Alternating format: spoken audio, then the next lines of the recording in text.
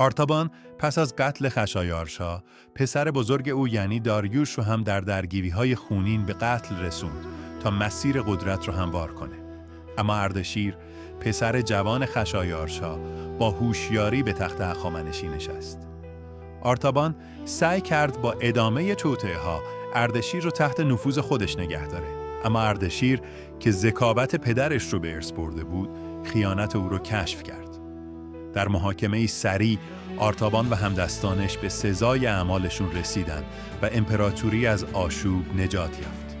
در 460 پیش از میلاد، مصری‌ها به رهبری ایناروس علیه هخامنشیان شورش کردند و با تصرف بخش‌هایی از دلتای نیل تهدیدی جدی ایجاد کردند. آتنی‌ها با 200 کشتی و نیروی جنگی به کمک مصری‌ها شتافتند. اردشیر لشکری به فرماندهی بقابوخش فرستاد، اما این نیرو در ابتدا شکست خورد و به دژ سفید در منفیس عقب نشینی کرد. اردشیر مصمم به پایان این شورش لشکر دیگری اعزام کرد. در عملیات خیره کننده، مهندسان پارسی بخشی از رود نیل رو با کانال کشی خشک کردند و به جزیره محل اختفای دشمن یورش بردند. ایناروس دستگیر شد، آتنی‌ها شکست سنگینی خوردند و به بازماندگان اجازه بازگشت به یونان داده شد. این گونه شورش 6 ساله مصر پایان یافت. پس از شورش مصر، توجه هخامنشیان به آتن جلب شد، به ویژه پس از حمله آتنی‌ها به قبرس که بخشی از اون رو تصرف کرده بودند. اردشیر جنگ رو کنار گذاشت و دیپلماسی رو برگزید. او مذاکراتی با آتنی‌ها آغاز کرد که به صلح کالیاس منجر شد. بر اساس این پیمان، آتن متعهد شد از دخالت در امور ایران و اتحاد با دشمنانش دست بکشه و در عوض استقلال برخی دولت شهرهای یونانی در آسیای صغیر تضمین شد. این پیمان اقتدار هخامنشیان رو تثبیت کرد و آرامش رو به امپراتوری بازگردوند. اردشیر با این دیپلماسی هوشمندانه امپراتوری رو به دوره‌ای از ثبات هدایت کرد. او به سازندگی در تخت جمشید ادامه داد و در 424 پیش از میلاد درگذشت.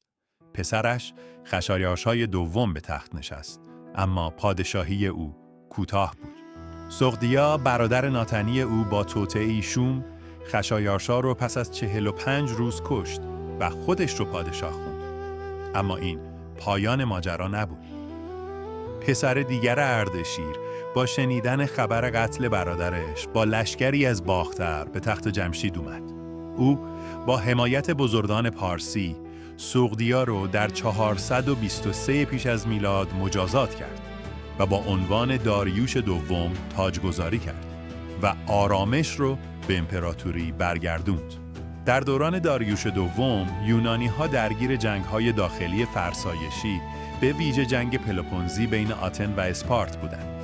داریوش از این فرصت استفاده کرد و با سیاست موازنه قدرت از هر دو طرف حمایت مالی کرد تا هیچ کدوم پیروز نشن.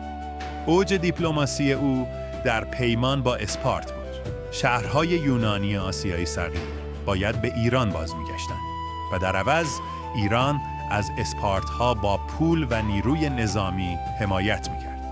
این سیاست زیرکانه آتن رو وادار به روابط دوستانه با ایران کرد. داریوش با این استراتژی توان مالی و نظامی دولت شهرهای یونانی رو تضعیف کرد و مرزهای غربی امپراتوری رو در آرامش نگه داشت. این ثبات قدرت هخامنشیان رو تثبیت کرد، اما در اواخر سلطنت داریوش دوم نشانه‌های آشوب پدیدار شد و امپراتوری به سوی چالش‌های جدیدی رفت.